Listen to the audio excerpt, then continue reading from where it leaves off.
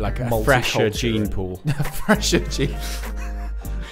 No offense none to of this inbreeding with the Brums.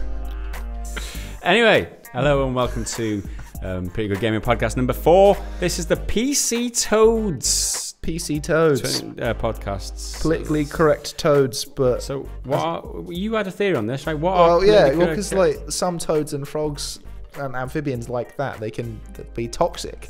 So it's politically correct toxicity, but even that's not very accurate. So I don't think we're toxic. Which is politically correct. No, I mean it's just an anagram of podcasts. I mean, for those of you who aren't following along, if you just rearrange the we did the Faulty Towers thing and rearrange the letters every show. We're running short on ideas, evidently. No, I think that's the best one. PC Toads. PC Toads. It's not that we're PC Toads, but there are toads that are. There's obviously toads that are PC, right? Or toads that identify as frogs.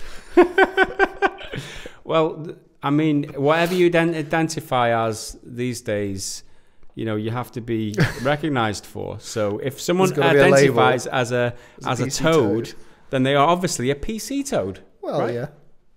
We're not judgmental here. Hello and welcome, everybody.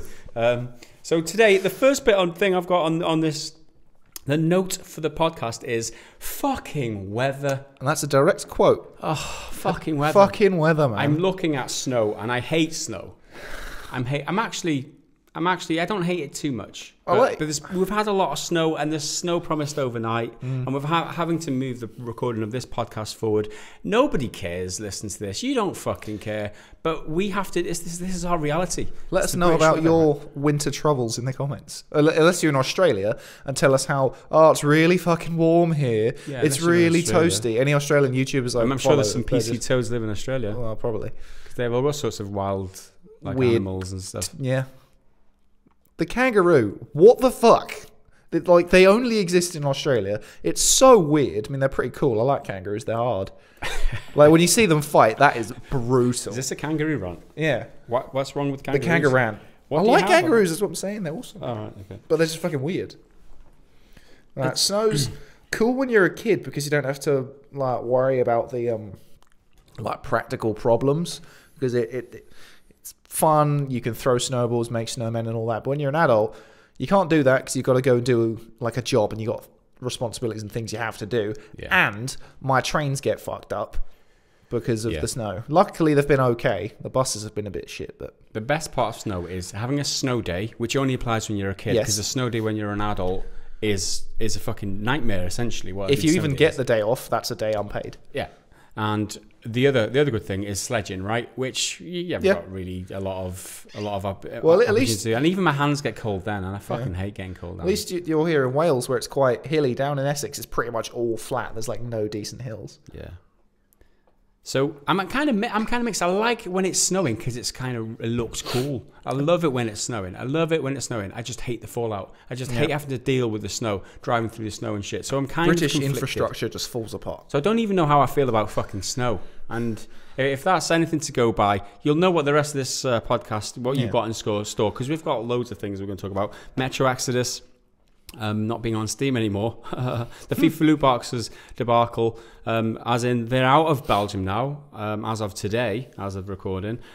Anthem's experienced some issues. We're going to talk about that a little bit too, with the demo it had issues, as well as there's some speculation around the microtransaction prices, which we will get into. And as Henry ruins his microphone, we've got Discord questions and we've also got some YouTube comments to read out. So, without much further ado, should we get started on the old Metro Exodus? So, well, essentially, in case you've been living under a rock for the past few days, the internet's been going a little bit berserk because Metro Exodus, upcoming game from 4A Games, coming out on 15th of February, post-apocalyptic, first-person shooter, linear, story-driven, all good things, was supposed to be launching on Steam. Everyone assumed that was the case. It was available for pre-order. It wasn't just an assumption. They were actually listing it for pre-order. Yeah, it was. So it was definitely heading to Steam. And then, kind of out of the blue, they pulled it from Steam and said, we're now only doing it on the Epic launcher. Yes. So that as response has met with very harsh response in some ways, and other people have don't give a don't give a fig either way. So it's kind of a mixed response, let's say. And Steam themselves have responded to this. Yeah, they're not terribly happy about it. We'll get into that in just a second. But first things to note is, like you said, it was listed on Steam beforehand, and now the game will be sold exclusively on the Epic Store, not on Steam. So this came completely out of the blue, and it's like 2 to 3 weeks before sale. It was announced on Monday, and that's like 3 weeks before it's due on sale. And this was, well, I'll go to the Steam reaction first off, because this was a surprise to them as much as anybody else. And this is the Steam's response. This is on the official Metro listing page now on the Steam marketplace. It says, notice, sales of Metro Exodus have been discontinued on Steam due to a publisher decision to make the game exclusive to another PC store. Straight away, washing their hands due to someone else's decision. Yep, it's out of our control. We had nothing to do with it.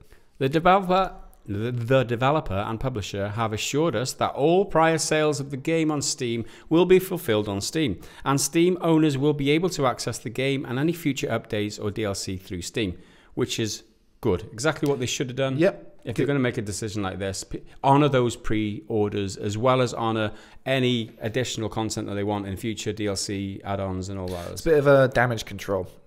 Yeah.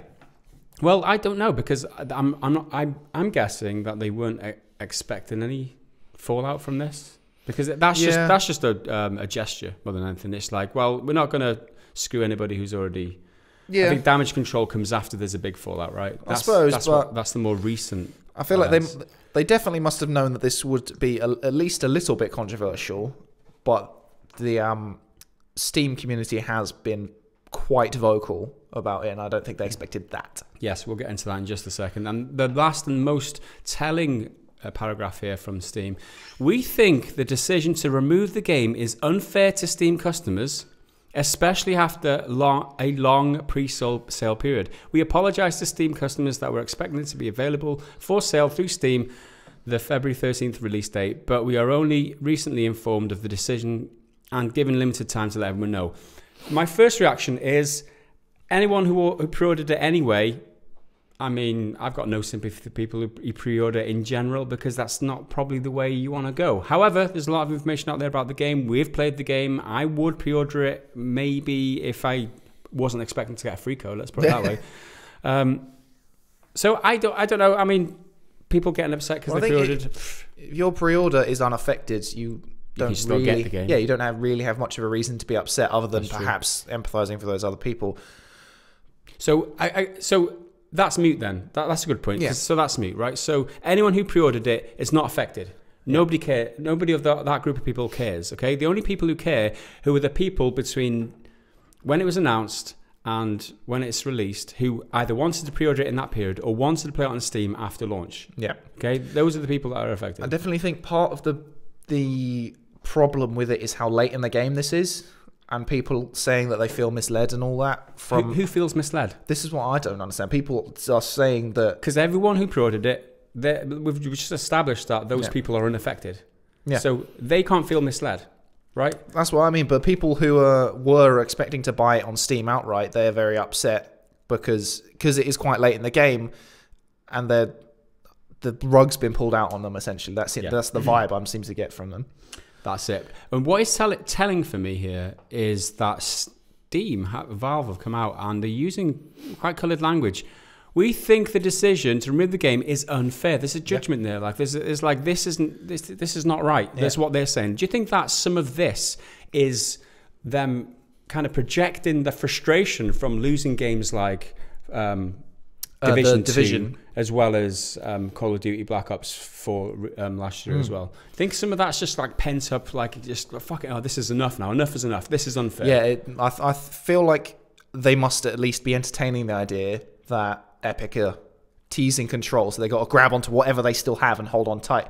But I saw on, I think it was Twitter, one of the Kotaku editors posted a thing about this is a move from Steam or from Valve to generate like toxicity and rile people up to get them to defend them, and I'm like, well, I know I kind of see that point. I understand where they're coming from, but it's another one of those Kotaku ones where they blanket in gamers as toxic, and I don't like any kind of blanketing statements like that. However, I do feel that this statement from Valve is deliberately emotive. It is, because they stuck it front and center on the page that they were selling Metro Exodus, and they've used the words like it's unfair. Yeah. We think that you can't buy this game because it's unfair, as in somebody else is to blame, as in all the negative emotions that you feel right now is somebody else is to blame. And they left that on there. Like, this is a notice that's still on there. They haven't removed the page, they haven't removed the, like they could do. They could just remove the store page and it'd be gone. But no, they've left it on there. And, you know, obviously there's a reason behind that, right? I do think that what they're doing is they're harnessing this negative feeling, because there does seem to be a lot of negativity towards the Epic Games Store. We can get into that maybe now. And like, what is it? We could dedicate an entire episode to just the Epic. What is it about the Epic Games Store that people just don't like? Because for me, okay, my quick take on this is the game, it still be available on Xbox. Still be available on PS4. Still be available on PC, but it will not be available on Steam. It will only be available through the Epic Store.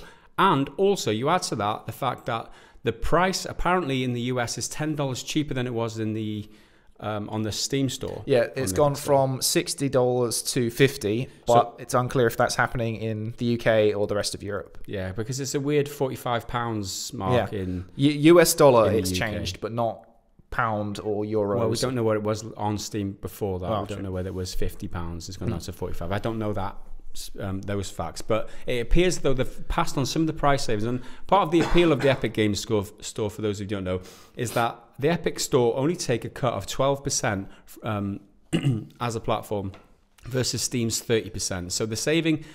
The publisher of the game, the developers of the game, are saving 18% of revenues. They're making 18% more, which equates to something, I'm doing the figures, it's something like $18, if I'm correct. So it can't be that.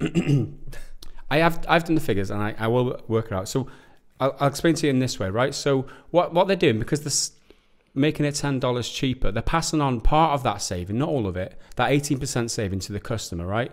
And essentially, they're making $2 more per sale, but they're allowing the customers to have even with this cheaper thing. Exactly. So they're passing on the majority of the saving, or the extra revenue that they're making per sale, and they're passing some of that on to consumer. Which initially that seems like a no-brainer, right? That's one of the beauties of the Epic Store, is that the developer now has the opportunity to make the games cheaper and still make more money. Yeah, and from the publisher Deep Silver's PR spiel about it, they make a point that this is so that we can, reinvest. So all this extra money we get from being with Epic as opposed to Steam, we can then take that and put it into post-launch content and maintaining this game over time and working on future projects and the Metro series and all that. But that introduces the argument that the lower user base on the Epic Store will lead to reduced sales in the first place. So you won't make more money in the long run anyway. So that kind of that's the counter argument to that one. Which is you're selling less units on the Epic Store because there's not as many people using the Epic Store versus Steam, so you're kind of shooting yourself in the foot, which is a valid point. The Epic Store is still in its infancy. It's not it's still growing in popularity, and quite quickly. It's still drawing people in with these free games and these exclusive PC launches, which is a good business strategy from Epic's point, but it is riling a lot of PC players up the wrong way. That's for sure. A lot of hardened Steam veterans who just want games on one platform, they are upset. A lot of people are saying, I don't want to have to download another launcher. Now, that in itself, I think, is just ridiculous, because it takes very little effort to download the launcher. And you could say slippery slope because you don't want to have 100 launchers for every other game. However, I do acknowledge that Epic don't have a proper refunds or review system at the moment, or at least it's not good. And I very much think that needs to be sorted on Epic's end. I think this is one of the main criticisms. This is the whole the criticism that holds water the most is that the Epic Store doesn't have as much features as Steam, in a sense that you can't see user reviews. So you can't see what other players are saying about the game. And what was the other one that you said? No refunds. So if you don't like no refunds. You can't then return it. But have they not brought that in yet? that refund policy? I think they did it, but it's not. Oh yeah, there's cleanly loads of outlined or red tape, something. right? There's loads of red tape. You've got to jump through hoops rings and stuff. Yeah. So, so those are the kind of criticisms raised, and I think, you know, if you're used to Steam as your main platform, you want to get all your games through Steam. It's been a while since you could get all the games on Steam anyway, because you got Uplay, Windows Store, Uplay, Windows Store, Origin, EA. All EA games now are off store and Steam Store, and have been for a while. This just introduces another store to go and get your games at. And I think in the long run, hopefully, if Epic can gain enough of a install base that they can shake Steam and say hang on a minute, 30% is too much, because that's what eventually will happen. But however, there was a good point that Buggy2988 made on one of his videos, saying how, talking about exclusives specifically, right? And exclusives in the industry are good in one way, very specific types of exclusives, kind of like what we discussed last week in the podcast, where exclusives where you've paid for something to get generated. If you made it and you have the console to do it, of course, like put it on PlayStation game exclusives like God of War and Spider-Man. All those games wouldn't be made unless they were exclusive. That's part of the deal of them getting made. That's part of the contract. That's why you're investing all this money in. However, exclusives where a publisher's just come in and thrown money at something that weren't made specifically are a bit shady, because what it does, it limits people's options in that way. So it feels like a dirtier way of getting an exclusive and getting people over to your platform, which again is another very legitimate concern about what Epic have done here.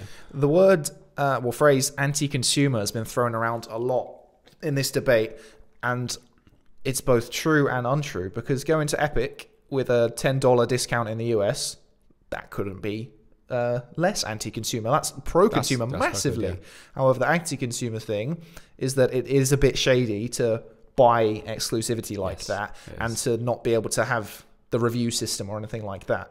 It's kind of like what I was saying last week, when games go like certain content is exclusive for a certain period on one platform. Like you might get an Xbox exclusive level or skin, or like there's a PS thinking, I don't know what. Normally with a Call of Duty, there's like you get this map pack first. On something. On PS4 or something, and that's exactly it. That's the exclusivity because they've bought it, and that's the bad type of exclusivity in my eyes. And I think that this muddies the whole water, because it's partially good for the consumer, but again, in other ways, it's not good for the consumer. One thing I completely don't agree with, and it happens all the time, and it just annoys me more than anything, is review bombing. I hate review bombing as a thing, because it's, in my opinion, it's a complete abuse of that critical platform, and it isn't helpful to other consumers who want to see the reviews and understand what it's like. But I do understand that it is your means to have a voice and show the people behind it that you care. However, why are the first two Metro games, which are very highly regarded, not as mainstreamly popular, because a lot of people haven't played them, but those who have really, really like them. They've got a solid fan base. Why do those excellent games deserve to get heavily review bombed because of some controversy with the next one? I think what all that shows. I mean, I don't mind review bombing in any shape or form, because it's just the market reacting to what the corporations are doing. That's all that's happened with the review bomb. But I think the onus is always on the consumer to do your research when you're investigating whether you want to buy a game or not. So if you see that, you have to check what the review scores mean. It's not enough to look at a score anymore. No. And I think that is the responsibility of the consumer to have a look at it. All right, it's been review bombed. Or is it review bombed for a reason that connects with me, that for a reason that matters? If not, then I'm going to ignore that and do it anyway. That's what I mean, because I think review bombing can be done with the best intentions. I don't agree with X, Y, Z. Here's my claim. And I think that's good. Voice your concerns, because there's a lot of bullshit that goes on in this industry. But something like this, which is nothing to do with those first two games, it completely soils them. And I think there's so many ways you can do it. Complain on Twitter or whatever. It's not as focused, but if everyone does it there, and retweeting and sharing and all this social networking, which is what that platform is good for, I think you can do your venting and do your protesting, if you want to call it that, there, and keep the review platform for reviews. Yeah, I mean, I can see your point. I just don't like review bombing. Yeah, I can see your point, but I don't mind it. It's not like I like it. I just don't mind it because I don't see the harm in it if you're going into it and you're assessing these reviews as an informed, critical thinking consumer, and you can wade through all the negativity and just discard all the criticism that you don't feel that is valid to you, and just find the nuggets of information, which is what anyone who should do who's looking at reviews of a game. Like, look for the information that's most meaningful for you to judge whether this game is going to be worth your money or not. Because the review bombs just might mean fuck all to you. Yeah, true. Bottom line. Anyway, so the latest on this is that THQ, which are the owners of Koch Media, who are the owners of Deep Silver, who are publishing. God, there's a lot of hierarchies here, but THQ Nordic have since on the 30th, which was yesterday, released a new update. And Lars Wingfors's CEO, co-founder, so you can't get any higher than this, okay? Of the whole like hierarchy of the structures of these businesses involved, this is the guy at the very top who has to answer to the shareholders and all that about this decision. And this is what he said, and I don't know at what level the decision was made, whether it was Koch Media or Deep Silver. It definitely wasn't done by 4A because they're just the developers, right? And and that's one point to make. That these things are very rarely the developers' fault. The developers are having to do with the fallout of, you know, they're there to make a game and create their art form. And I don't think the game will be affected. The quality of the game will not be affected by any of this. So if you're just interested in game, you're not interested in politics, and you don't mind whatever platform you play it on, if you're playing on console even, all of this is just bullshit anyway. This is part of my opinions on it, because I think if you do have your very, very strong opinions against Epic and pro Steam, great. However, I don't feel strongly either way. That, to be honest, but I'd rather just enjoy the game. I'm not going to let something like that ruin my enjoyment of a game, because a lot of people call for boycotts anytime this kind of stuff happens. I've seen dozens of YouTube comments like, well, you've lost my sale or something like that. And I'm like, well, that's fine, but all that's happening there is you're missing out. No, what I feel is happening there is that people have already made the decision, and it's just like it's like a solitary thing where they've decided, well, I'm not buying the game on anywhere else but Steam because I like Steam. And then they're using all these justifications for why it's a bad thing, like exclusivity is a bad thing when you buy it, as well as there's not enough features on Epic Store. And that's just justification for the decision you've already made. It's not like critically analysing the situation, then making an informed decision. It's you've already got your biases and your preferences, and then you're using all the information that you can get to justify that. And I feel like it's them people who are always, you know, there are Steam fanboys out there, and they will like ardently defend Steam and always go to bat for Steam for whatever reason, because like corporate shillism is just the worst thing in the world. Like, you should not be. There's so many faces of it these days. People call it out when they're just the same. Like it's whatever you have loyalty to, and I don't. This is getting a bit more philosophical, I suppose, but I don't really understand how you can have loyalty to something like Steam or like a console or something like, because it's never actually done anything for you. It's never. Well, like, those Steam sales, they're pretty cool. Yeah, they're like cheap games. You can't argue with cheap games, Henry. But like, it's never, you know, helped you do anything. You can argue, video games helped me through a dark period of my life, whatever. Yeah, but that's not really Steam. So I don't understand the laws. It goes on to the console debate as well. There's a whole. Do you have a loyalty to Sony or Microsoft? I have a loyalty to a good game. Like, I like The Last of Us because The Last of Us is amazing, not because it's a Sony game. I liked Gears of War 1, 2, and 3 when I was on 360 last generation because I loved those games. Fell off after that because they stopped being as good. But that's not because I was loyal to Microsoft. I mean, I have a loyalty to my wallet and my consumer rights.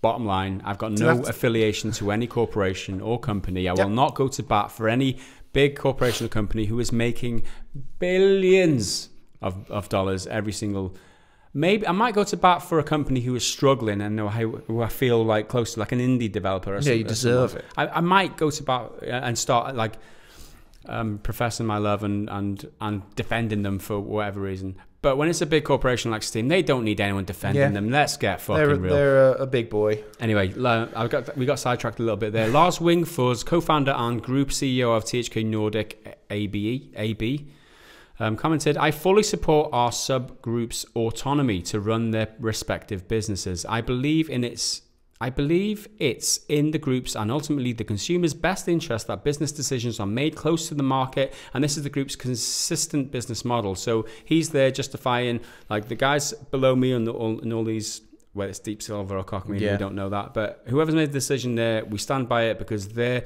better suited to make these decisions because they're closer, they've got their finger on the pulse. I firmly believe that Deep Silver and Koch Media have carefully considered the advantages and disadvantages, opportunities and risks in their decision to go solely with Epic Games Store. The decision has my full support. Again, just reiterating what he said there.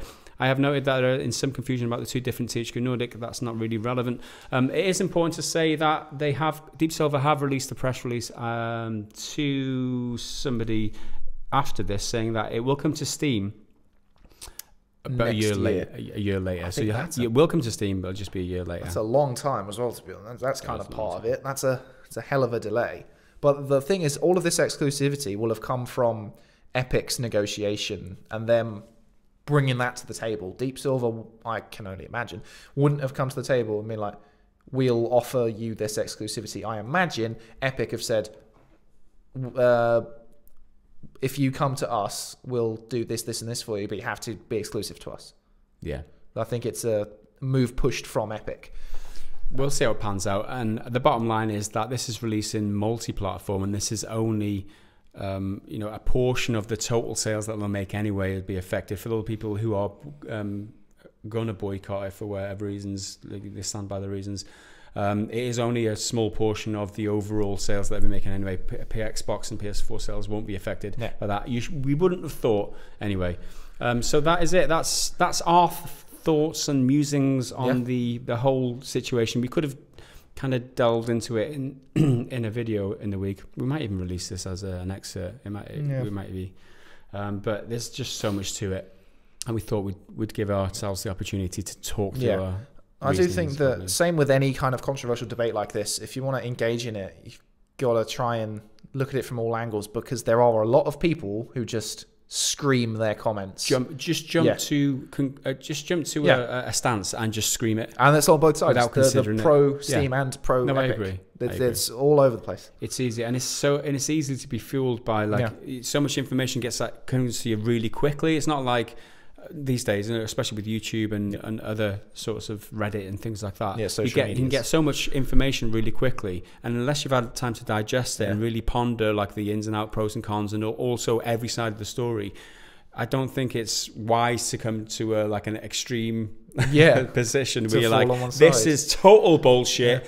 Whereas a bit of information can come out 5 minutes later completely and then fishing out the trolls, because there's people who are like, you were never going to play the game anyway. It's like, I was never going to buy it, but I'm so glad I wasn't interested in this game. It's like, well, what are you adding to this conversation? That's a good point as well. There's a lot of things to... A lot of bullshit.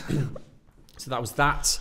And what's up next? What's up next, Henry? What is up next? So this is a big win for the anti-loot box revolution that's been happening. Vive la révolution. It's not exactly France, this is Belgium, but they do speak French in Belgium, right?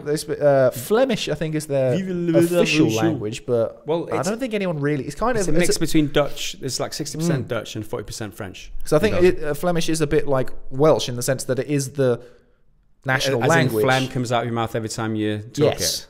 In that way. Yeah. Gotcha. Lots of projectile mouth thing, it's kind of but English and French has kind of become the more de facto language of that's really high up, the language of the place. But long story short, they've fallen down very hard on loot boxes, putting the foot down, being like, no, this is in our definition of gambling, you're not allowed it in games for children and all that. And FIFA have finally capitulated. So what's happened is that EA are withdrawing loot boxes from FIFA Ultimate or Lootboxes, aka FIFA Ultimate Team cards from sale in FIFA 2019. As of today of recording, it's January the 31st, but the patrons will get this tomorrow, February the 1st, and then it'll be early next week for everyone else who's watching this on YouTube. So this is like you said, this is a big win because EA were kicking the... Because I'll go back to the start, right? Bit of context. Belgian Gambling Commission found that loot boxes constitute gambling under current legislation and recommended criminal prosecution against any companies which continue to operate the mechanics in their games. Blizzard and Valve quickly fell in line, but however, EA looked as though it was going to take the issue to court. So Blizzard and Valve, I think it was CSGO took out loot boxes. Blizzard and Overwatch, they took out the loot boxes in Belgium specifically. With minimal fuss from what I gather. They just, as soon as the law was made like apparent. Yeah, like the legal foot was put down and they were like, okay. And then EA were like, no, we're not doing anything about it. They give it the big guns, like strutting around, like no, we're the big guys, like we're the most hated video game publisher in the world. We're going to live up to that name. God damn it. So what happened was, with their tail between the legs today, they've come out and said, well, further to discussions with authorities, we have bitten the bullet and capitulated. Well, that's just me surmising what they said there. I've got the full press release here, but I'm not going to read that because it's just EA bullshit speak. Yeah. So from today, players will still be able to earn in-game rewards through gameplay. So they'll still be able to earn loot boxes, but they'll not be able to buy them or buy FIFA points to exchange them for loot boxes. So that's the key difference there. There will be loot boxes available in game, so it's its own economy. You can't use cash money to buy it, which is a win. Like, it's a huge win for gamers and for changing this part of the industry, which is very snidey, which is very untoward, very underhanded, and it's a bit cloak and dagger. Yeah, it's the worst part of the industry by far. Where they I mean, for me, it's microtransactions just in general as well, but this is a subcategory, right? Where they're giving you parts of content or the paywalling content just in order to make as much money as possible. They're justifying it in whatever way they want. But now this has happened in Belgium, and EA have capitulated, and they've basically, Belgium have won. Okay, hands down, Belgium have won. How far do you think this is going to go to convince other authorities around the world to follow suit?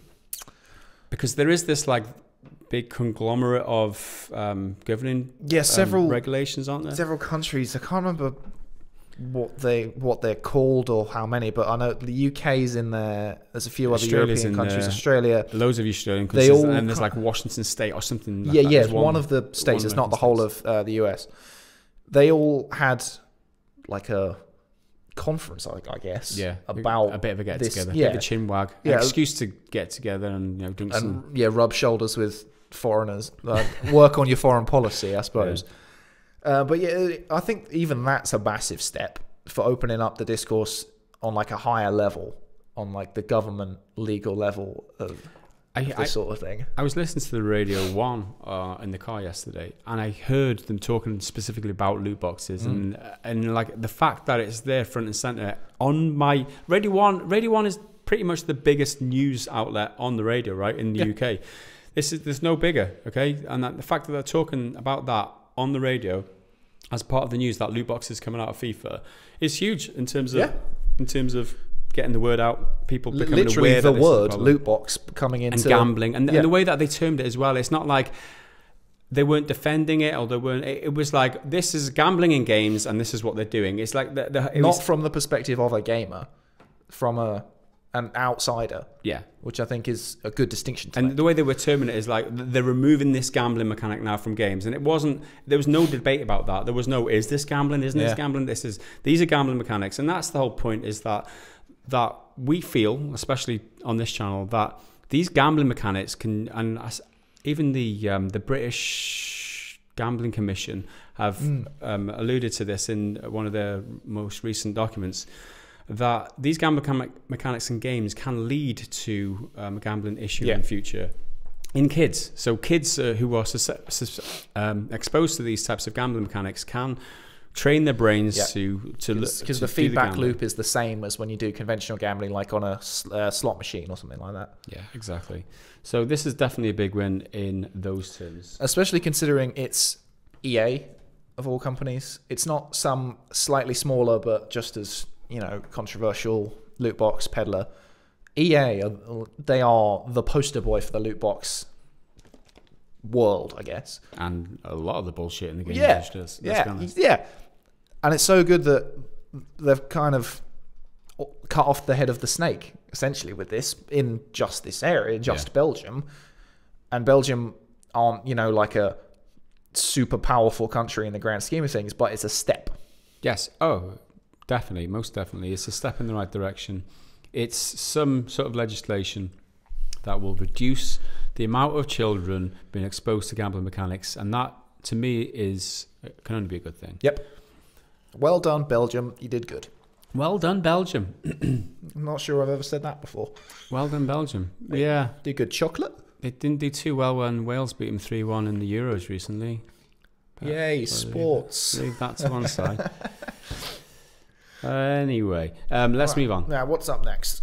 We're talking about Anthem. So Anthem, for anybody who wasn't aware, is one of the biggest. Another one of the we're hitting hard today. It's like three big news topics in one podcast. Everyone who pre-ordered the upcoming BioWare game Anthem were treated to a demo last weekend. Ho ho ho! Everything's brilliant. This is amazing. And before we go on, I want to just define what the word demo means, right? So a demo, according to the dictionary, is a practical exhibition and explanation of how something works or is performed. So whether the thing that they've released actually falls into that definition is a point of contention here, because for a lot of the time, for a lot of people, it just didn't work. We're talking about infinite loading screens, which dogged players in the transition from Fort Tarsis to an expedition. Platform connections caused by a spike in players when the game first went live, so problems with connections, and the blocking of players with certain combinations of account flags, or called entitlements. Those damned entitled gamers again, isn't it? It's all the entitled gamers. So that it suffered from multiple issues. And what's significant here is that this was pitched as a demo. It wasn't even a beta. A beta is like, it's work in progress. It's still working on this game. This is a demo. This is our game is ready. Come and play our game. Just a couple of weeks before we release it, and see what our game's like, everybody. And it was pitched like that, and that's what made this whole problem worse. And a lot of people saying, "Oh, well, this is probably just an early build." I'm like, "Yeah, probably, but why?" Because you're not call it a demo. It's not a demo. Because you're not playing an early build. You'll be playing. Well, I was going to say the final build, but they'll post-launch stuff anyway. But the final build, that's the one you're going to be playing, glitchy or otherwise. Yeah. So it wasn't a great start for them. They have said, I haven't got the quotes here. However, they have said that they're working on these issues, blah, blah, blah, blah. There is another demo coming up this weekend, starting tomorrow, in fact. Yes. So if you're watching this on Patreon, it'll be today that it goes live. From the 1st till the 3rd, I believe. It is an open demo, so anybody, not just the people who pre-ordered the game, can play it. Yeah. Is it on all platforms? I think so. I'm planning to check it out. Yeah, we'll definitely be checking give it a go and see what all the fuss is about. And hopefully, I don't expect they've fixed all the problems, but the fact that problems were there in the beginning to begin with, and the fact that it was a demo, is laughable. But then again, this is EA again, isn't it? You know, I know it's BioWare, and there's no tired faces in this, like there was in Mass Effect Andromeda. But it's another kind of, oh god, this is an example of this game not getting enough time. This is supposed to be a demo. I've said that 3 times. It's not enough time and all that. But what wasn't one of the theories floating around, the reason Andromeda was so crap was because they pulled resources from that to put into Anthem.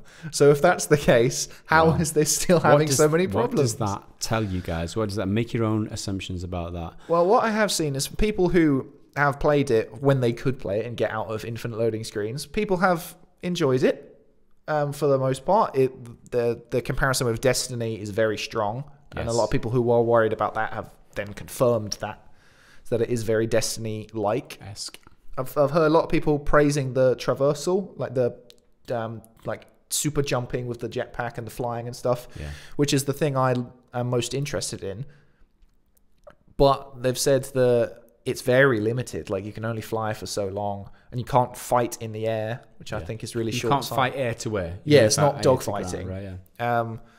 But then the shooting is meant to be like fine, like not great, because it just doesn't feel responsive enough or something.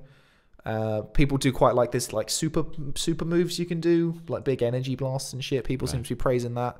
So it seems like the game is about as good as I expected. Yeah. From the demo anyway.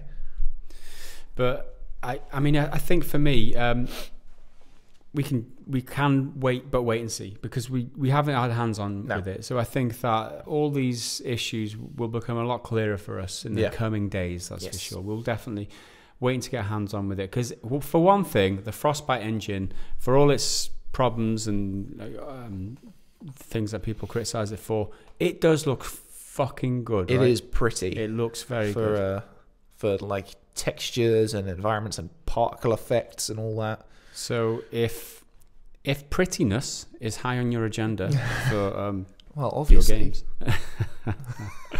obviously.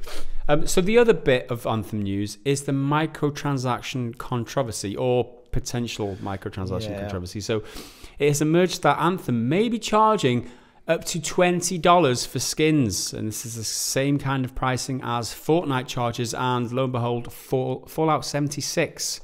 So the pricing does seem extortionate. This is from a leak somewhere. That there was a screenshot shared on Reddit that showed the store. I don't even know what the store is called in Anthem, where there was a $20 microtransaction, which amounts to like a third of the cost of the whole freaking game for just a skin. A skin pack. It's like a javelin suit or something, not just a single thing. It was like a collection of things that amounts to a costume, I think. Maybe I'm wrong on that. Yeah, I think it's named something. So you get, for instance, the champion helmet, champion legs, champion arms, or whatever. Yeah, it's the whole look. Wear the look. So BioWare's Chris Schmidt responded on Reddit to this post, which had the screenshot, and he says, quote, "These prices don't represent final stamped for all of eternity pricing. We are iterating on our economy design and balance almost daily. So you're seeing a snapshot of one iteration. This is why we tend not to discuss things like pricing, because it's one of those iterative things that's sure to change frequently right up until the day you play the game." And that was it. That was his response. What do you think about that? It's more EA spiel. It sounds good, but you can't necessarily believe it. Yeah. I do imagine that this is a placeholder.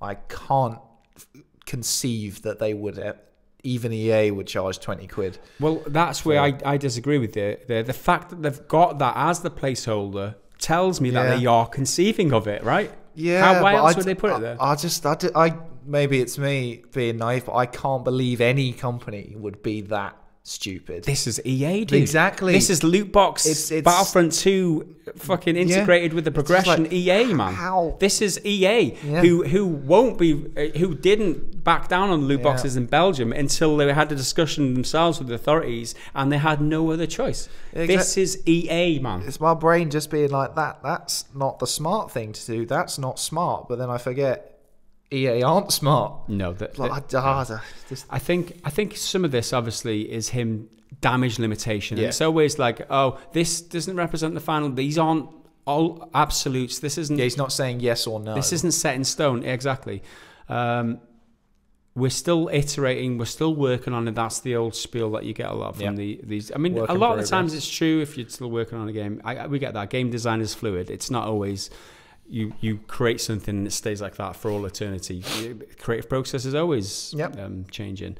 So I get that. However, without this kind of backlash on Reddit, that I don't see, and this is what happened with the loot boxes thing. The loot box controversy was raised, or the problems with it were raised before launch, and they fixed it. They didn't even go to launch with the loot boxes enabled, or purchasable loot boxes enabled, because of the backlash from the community. And I feel like it's a good thing that the community has picked up on this and raised their voices about this, so that they see, hang on a minute, is this another controversy we've got on our hands? It might not be of the same scale as the loot box thing, but this is something that we have to stamp out early and rethink our strategy in terms of what the pricing is going to be, because they might not have realised that $20 is too much.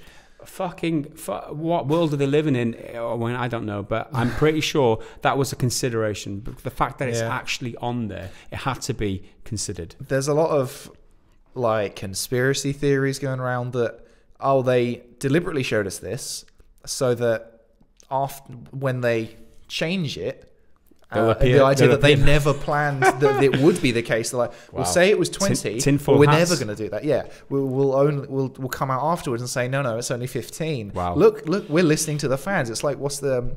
I can't remember some comedian made a joke about it. But it's like, if you want to buy a 60-inch TV and the missus won't let you, ask for an 80 and then haggle down to 60. Yeah, I mean that's your tinfoil hat. Yeah, dude. it's a bit, He didn't land on the moon. Like Kennedy was assassinated by the mob. But we didn't land on the moon. Okay, just like the Earth is flat.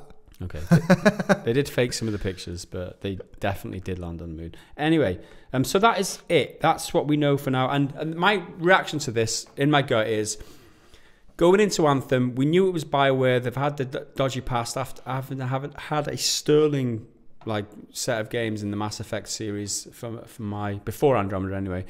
A good studio, great studio, under EA now. EA, we know there's always going to be a cloud over any game that they do for whatever reason. Now this just backs up my initial feeling when I first saw the game. Is like, it looks great, but it's EA, and this is just another again, as good as Anthem will be, I will never ever get excited for a game that is being published by EA, or EA has any sort of hold on or any grasp on, any sort of influence over, because this is the type of shit that you get, and this type of shit is ruining the industry. It's completely watering down my enjoyment, that's for one, and that's why I can never get excited for any sort of EA game, because this sort of thing has to be expected every single time you see EA on a box.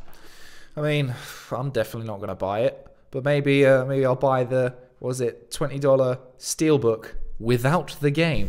You can buy a collectible Steelbook like you get in special editions, like the Metro thing, which we unbox. You get the Steelbook, which comes with the actual game in it. Yeah.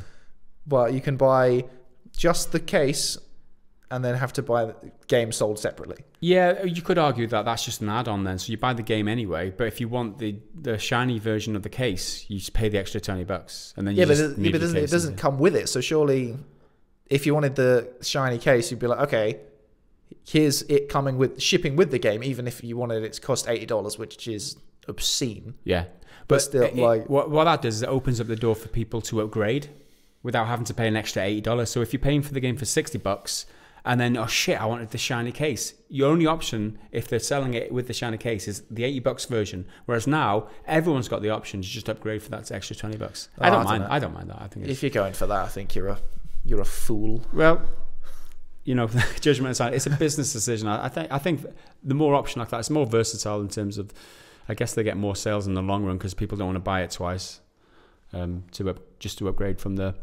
plastic to the steel case. Anyway, I think that is our opinions and our feelings on that.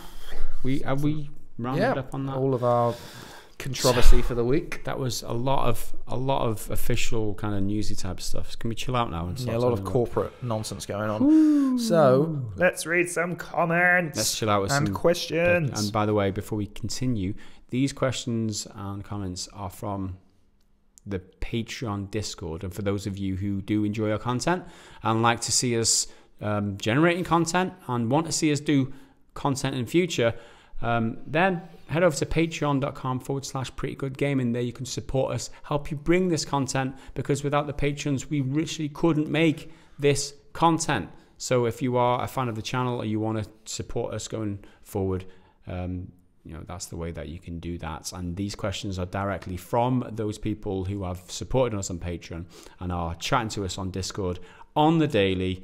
And the first one, would you like to take it away? It's from Tons, frequent questioner. How do you guys see the rage? hold on, that whole thing's... How do you guys see the Rage Cry New Dawn 2 debacle? Both games look identical and both games seem a bit lackluster in the previews. Now, that name mashup really threw me. But yes, it did. So Rage 2 and then Far Cry New Dawn look very similar. Yeah. What's the crack? I think Rage 2 looks really fun. Shall we just outline what the similarities are for the people who... So Far Cry, you're probably aware, Ubisoft game, big open world, first-person shooter. Spin-off from Far Cry 5 last year. Yeah, it's a sequel to one of the endings, I think. Yeah, it's set in the future after the atom bombs, spoiler alert, landed at the end of Fallout 5. So I should have said that before. Fallout 5. Well, they do land at Fallout 5, but in Far Cry 5, we don't know. Far Cry. It's one of the endings, right? So it's not complete and total spoiler, but there is a post-apocalyptic world now in this. The first time that Far Cry have done this. And that's how it's similar to Rage, because Rage is always the original was a post-apocalyptic world. So there's gangs of kind of it's like Mad Max type of world, like maraudery types. But they're also both are like licked with this neon bright color palette, lots of bright pinks and bright greens and pink all that. Smoke everywhere, man. Yeah. So they're both open world, post-apocalyptic first-person shooters, punk bikers, with like spikes coming out of everything and bright colors everywhere. And Tons is absolutely on the head here. They do look identical. However, if you are familiar with either games, or if you've looked at enough of the footage, I've played Far Cry 5, and I've looked at the footage for Rage 2, and they don't seem like they will play that similarly. No. They seem a little bit differently. I mean, we are talking like various shades of grey here. We're not talking white and black. I'm not saying that the games are different. No. I'm just saying that the experience that you'll get from each game will be... Because I believe that the Rage 2 might be... If it's anything like the first Rage, which it seems like it should be, because I played the first Rage, about half of the first Rage, it's very narrative-driven. Like it's all about... There's a linearity of the missions, right? You go from one mission to another mission to another mission. Whereas Far Cry has always been, and Ubisoft Open Worlds has always been about you go anywhere and do whatever mission you want at any point. Yeah. So there's that structural difference there. And with Rage, it's all about the cars as well. Vehicle combat is quite important. Yeah, there's for also their kind races. of style. Yeah. Races that you can take part in. Also, there's... part of the footage that I saw today, there was... I'm not sure whether this will be in Far Cry, but it's a throwback from the original Rage, where there was some sort of battle arena. It's like the Running Man type of thing, where it's like a televised type of battle to the death, where there's like bad guys coming at you. I think that is in Rage 2. It is, definitely is. I saw that. So again, it's another added little flavour. Yeah, I think to it. Far Cry New Dawn, from what I've seen of the gameplay, it's adopted a lot of the Assassin's Creed formula of the RPG mechanics, which Ubisoft always do now. They'll innovate in one game. If it works, they'll take it and put it in all of them. Yeah. Everyone knows this by now, but all of their games are pretty much homogenized in terms of like mechanics. Yes. Generally, the gameplay's a little bit different. Like Assassin's Creed's different to Far Cry in terms of perspective and your weapons and the actions, whatever. But the mechanics are the same. Mm-hmm. However, Rage seems less about the RPG stuff and more about just classic first-person shooting and action gameplay. And another key difference is that Far Cry has always given you the stealth option. In a way, you can always kind you of normally get like a bow and arrow or something to be stealthy. So the pacing of the games seems a little bit differently. We are clutching at straws here. We admit about the differences between these two games because visually and aesthetically, they are like two cast from the same mold. That's for sure. But in terms of gameplay, that's where the key differences will be. Yeah. So just to outline a couple of the promises, so the question specifically was, how do you guys see them? So they both seem a bit lackluster. I don't know. I'll be looking forward to Rage 2, and I'll be looking forward to... I enjoyed Far Cry 5. I enjoyed the first Rage game to a certain extent. These seem more colourful, more action-oriented. I love first-person. I absolutely love first-person shooters. They're my staple. They're my go-to action type of game. And I probably will enjoy playing both of them. I think I agree that Far Cry New Dawn looks a bit lackluster to me. It doesn't really interest me. However, Rage really does. From what I've been watching of the gameplay, it looks like just solid fun shooting, because it's made by, well, at least part of it's made by idsoft, who made Doom a couple years ago, 2016, which was brilliant. I loved that game because it's just fun. Like, they're not trying to faff with anything like, here's all your motivations and your character backstory and stuff. That's there, you can read it, but they're there to, like, you want to blow some monster's head off with a shotgun, go ahead. And that's exactly what you get from Rage 2 as well. And you get loads of interesting powers, and I think there's a bit more of a fantasy sci-fi vibe to Rage, because there's big, like, mutated monsters, like high-tech weapons, whereas Far Cry has always been very rooted in reality, and that leads me a bit more towards Rage, because I want something a bit more fantastical and a bit more different. That's fair, and I think it's horses for courses in terms of this. I mean, for tons especially, I mean, if it seems lackluster to you, then you're probably not going to enjoy them, let's be honest. And it's the same with any game. If anything looks lackluster to you, I don't think that the games innately will be not fun to play. I think they will. You will get your fun out of these games if you are the type of person to enjoy these types of games. I think that's... And I think they're launching reasonably far apart. So Far Cry is out on February 15th alongside Metro and Crackdown. So that's a very busy day. But Rage isn't until like May. I don't know what else is around that, but it's definitely got some breathing room from Far Cry. So there you go. And let's move on now. Earthworm Ben asks the next question. Do you see the Epic Games Store impact as a good thing or a bad thing, with PC software becoming fragmented, exclusive and divided behind launches? So this kind of links to the Metro discussion. I mean, do I think it's a bad thing? I think it's a good thing. I think I do. For having competition in the marketplace, because it can always be, is always good, because it keeps the marketplaces honest and it keeps them competitive with each other. So it's bad if you like to keep all your games in one place. I can't say that it's not, because you have to install other launches. But I see that as a very small price to pay in order to create this competition in the marketplace. Because if Steam gets better in the long run for all this, then it can only be good for everybody. And I think Epic's approach has been quite bullish, and I think that's kind of put a lot of people off, because it's kind of shocked them, like, why are you stepping on Steam? I'm staying with Steam. But Epic are making waves, and that's good for them, because it's getting their name out there, albeit for controversial reasons now. You would say that they're only making waves because they're being bullish. I mean, exactly. They have to make a statement. There are competitors to Steam out there, but they've got such a small market share that they just don't make any sort of impact. Whereas Epic this week have got a response out of Steam calling it what they've done unfair, which is huge, right? The fact that Steam have had to have this response shows you, how stable and how confident they feel now, because obviously there's something's changed in them. And I feel like that is the only way to tackle something like a platform like Steam, who has such a huge market share anyway. The only way you can compete with that, starting from zero, is by going full and hard and not stopping. Yeah, I think there's a lot of bitterness towards Epic as a company, just because people are bitter towards Fortnite. And whether you like Fortnite or not, it's an incredibly successful game. It's made all the money under the sun. But I liked Epic back in the day because, well, Unreal Engine's awesome.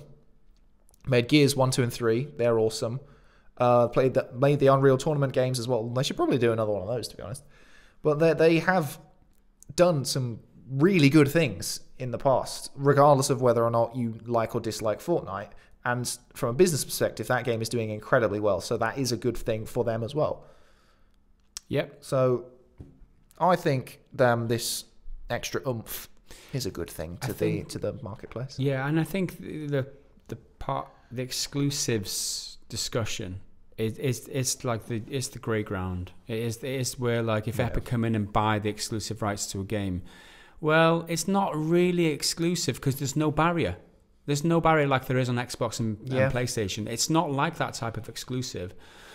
Because if Xbox gets an exclusive game, the barrier to getting the Xbox game if you don't have the Xbox is an extra £300, £400 worth of hardware in buying a new Xbox One X. But you haven't got that barrier on a PC. All you have to do is download the launcher for Epic Games Store, and that's it. Like it's almost like the exclusives controversy is a mute for a huge portion for me, because it isn't really an exclusive. It's exclusive to a launcher, but the platform is the same. Exactly, because it's on the same system. You don't have to pay for a new system to access it. You've just got to go through a few more different channels, which is an inconvenience, but it's not actually costing you any money. All you do is give up the user reviews and all the other features that Steam's got, which I don't know. I think if that's the price you pay for a competitive marketplace, I think I'm willing to pay. And if I want to play a fun game, I'm going to fucking play it. Yeah, either. I mean, I spend most of my time in and around games playing the actual game, which my experience shouldn't be affected whichever launcher I'm playing. Look, I haven't got enough time to faff around with this boycotting nonsense. If you want to do it, go ahead. Give more power to you. Yeah. But I want to spend more time having a good time doing what I love, playing video games. There you go. So those are our last words on the Epic thing. We promise you we won't talk about Epic again until it comes up next. But our last question here from the Discord was from Metal Shark, who says, with AI being used creatively to generate things like levels, character models, behavior and voices, as well as translations, which is cool. This is relatively new information for me. Do you think that games of the future will allow for more regional diversity out of the box? So the follow-on question, do you think we'll be able to play a next or next etc. gen post-apocalyptic RPG as a Welshman, or failing that terribly posh tattooed Essex boy DC fan out of the box without mods / DLC? So the idea here, it's a big question. It's an odd question, but I love it. It's a very multifaceted, it's a very intelligent question, that's for sure. Yeah.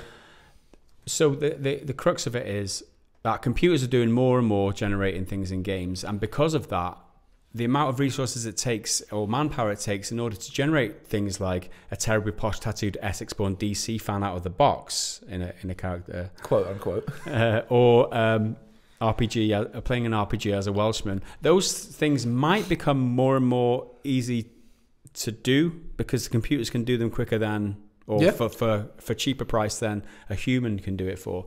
But that raises the issue: isn't this bad for the industry? Because less is that eliminating jobs for artists and level environment modelers and character modelers and all that. That's one concern. Yeah, that's for sure. The fact that we might have more options available in terms of skins and being able to be a Welshman without mods and DLC. I think that's to be discussed as well, because that's another, the way that the industry is going, the fact that they can generate more content these days, all they do is slice it off and sell it. So if there's any way that these big corporations can make more content and sell it without being part of the main package, because essentially the core content is there and that's all they care about, the core content is there, sell you that as a package, and then package up every other bit of content as a separate little package that they can sell to you for a separate price, they will do that if there's any opportunity to do that. So I personally, the cynic in me says that this won't benefit the consumer in any way. In fact, it might, I mean it's a doomsday scenario where computers are taking over jobs and things like that. I don't think that will ever happen to the extent that a lot of people say or think it might. But it's a concern for people, right? It's people who work in the industry. I think using this sort of thing to quickly create things that don't really need that much depth, like random NPCs who don't do anything, they don't speak, nothing, they're just walking past you in a GTA, they're a nothing. Yeah. Fine, perfect, because then you can whip them up really fast and alter the variables just a little bit, and then you've got all these different characters ready to go. But for actual playable characters and voiced characters with dialogue and story and all that, I don't think an AI can understand like the artistry that goes into it, and the. It depends how good you are at writing the. Well, that's exactly AI, what I mean. It depends how good you are at AI writing, which generally, as an industry, is pretty poor. Let's be honest. Well, yeah, but I don't think you could have a computer write Last of Us. No, but it might be able to create a level for Last of Us. That's what I mean. Something that doesn't need any soul, for lack of a better word. You know, because a level you just exist in. So what you're saying is everyone who created the level in Last of Us has no soul? No. What I'm saying is that for a basic cardboard level, for the structures and all that, it doesn't need anything. But when the level becomes interesting is when you put the details in, you make it look pretty, and then you structure it and make it thematically make sense and all that. That's where your soul is. I'm just pulling your leg, dude. I'm getting defensive here. No. What you're saying is that these game developers have no soul. Yeah, I want an RPG with a Welshman so I can kick the shit out of it. Yeah, good luck. That's one game you're failing at. Now, I think AI building tech could be cool. The bottom line for me is that it's exciting that these types of techs this type of tech is being innovated and developed and whatever, so that going forward, you only have to look at the last 10 years in gaming to see how far we've come in terms of graphical fidelity and in terms of scope of games and what can be achieved now in games. And you think about the type of technology that they're working on going into the future, in 10 years' time, where we will be, 20 years' time, where we will be as an industry. Yeah. Hopefully not down the road of everything that's any good about a game or personalized about a game will be monetized separately to a game. Let's hope that doesn't happen, but still, the possibilities are exciting. That's for sure. Yep. So that's my final thoughts on that one. And we're going to move on now to the YouTube comments as the final section. Let's talk about some comments. Okay, there's some good ones deep in here. From the Resident Evil 2 roundup video, Michael Bedo. Yeah, I'm going to say Bedo. Michael Bedo. It's good to have some bonding time with my two favourite British dads. Somehow I get more attention from you two than from my real non-British dad. Notice me, British daddies. That's the comment. That's it. I didn't notice. That's why I pulled it out. That's one that I didn't. I notice you.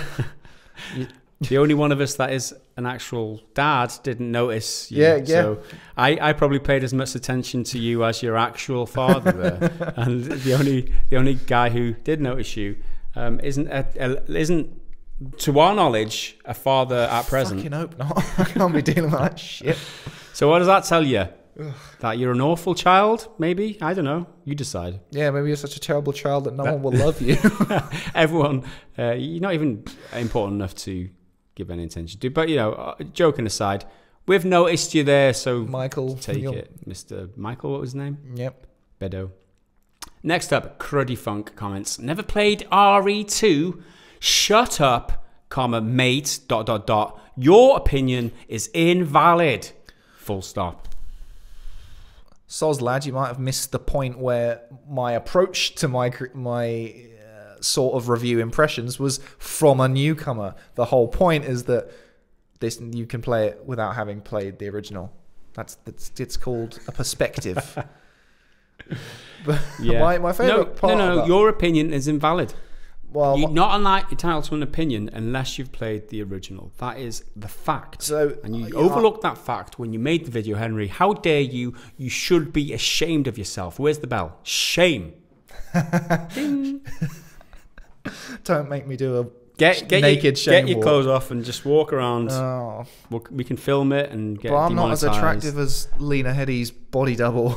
Yeah, I'm glad that you pointed out it was a body double because we've all researched that, right? Oh, yeah. Yeah, but fucking this guy, never played RE2, so you don't get an opinion. No, it's just one of those opinions on the internet that's like, meh, okay. No, yeah. If my opinion is invalid, then your comment is invalid. Well, so is your opinion is equally as invalid, because if you can deem my opinions invalid, then I can deem your opinions invalid. So that both equalize each other out. So meh, go fuck yourself. Anyway, moving on. So, evidently, from our discussion of the Hong Kong Massacre, there is a certain genre of film that neither of us have any experience with. There is one film in particular that we haven't seen. By a Mr. John Woo called Hard Boiled. John who? Ha! Nice. And this came as an opportunity for dozens of commenters to... Oh, there's loads. What do they call it? Virtue signaling, but it's not virtue. It's like just, oh, look at me, I know better than you. I'm smart. And as soon as... Yeah. As soon as one person... Just being a dick. Just a general dickhead. Some of them were nice and just educational. Saying, Hard Boiled is a reference to this movie. It's really cool. Maybe check it out. Yeah. Nice. We're talking specifically about the... dickheads. The Hong Kong massacre, I was going to say. The coverage that we had on the Hong Kong massacre, where we didn't know the description of that game was some hard-boiled action or something like that. We were like, what's hard-boiled? Oh, is it an egg? Lol. And we were being goofy. Obviously, we were ignorant as fuck. We admit that. But how dare you tell us the actual truth in a comment on YouTube? How dare you call us ignorant? I mean, I've pulled so many of these comments. Bastards. So, from Mojo Jojo, Hard Boiled is a John Woo movie, you useless snowflake millennials. Okay, there's multiple layers to this. He has... Okay, maybe Snowflake on occasion, and the John Woo movie is factual accurate. So he's factually accurate on one of the things. Well, he's not got the capital letter in boiled, because if it's a name of something, it should be capital H, capital B. I don't think he's right on There's the useless... poor punctuation. All right. That aside, let's look at his facts. It's the factual, right? John Woo movie will grant you a useless snowflake. If I am a snowflake, or if you are snowflakes at all, I don't think we're useless, because useless means that you're not used for anything. We make shit videos on YouTube, and people watch. People do watch them. So that's some use, right? So we might be a snowflake, but we're not useless. So that point is void, null and void. So fuck you. Next, millennials. I'm 38 years old, sir. I'm not a fucking millennial. Fuck you. 2 out of 3 wrong. Fuck you, you useless snowflake millennial. See, right. I probably am a millennial. I don't know what it means. I don't think anyone really knows what it means, because it varies. Because some people say it's like 95 to 2000. Some people say 92. Some people go all the way back to like the 80s to count a millennial. Even late 80s. Some people 1980 on the dot, so I can never be described as a millennial. Yeah, you're well out of it. I'm an 80s chick. But then, get your leg warmers. Some people say it's post 2000, as in the turn of the millennium.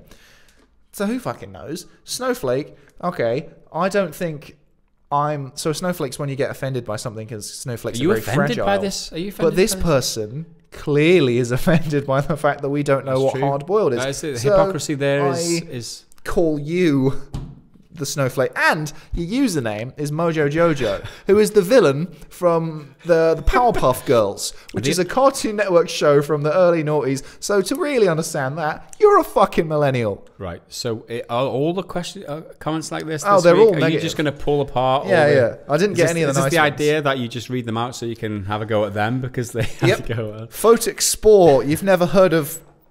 you've never seen or heard of Hard Boiled by John Woo. Tut nubs. I accept that. I mean, I get fine. That. I'm not defensive of that. I feel like you're a bit more... I'm not angry about that one. I just think it's a bit patronising.